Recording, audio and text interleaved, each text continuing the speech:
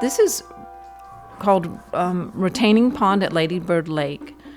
This is a study for the 3-paneled screen I did of the same scene, the retaining pond next to the trail around Lady Bird Lake. And it's really just me playing with colors and different ways to depict the flow of water, or the lack of flow, I guess, because it's a retaining pond. It's sort of seeping, and different ways to portray the treetops and playing with the colors that I would use.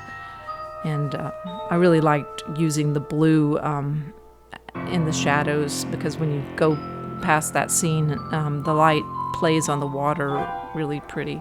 Anyway, it's a study.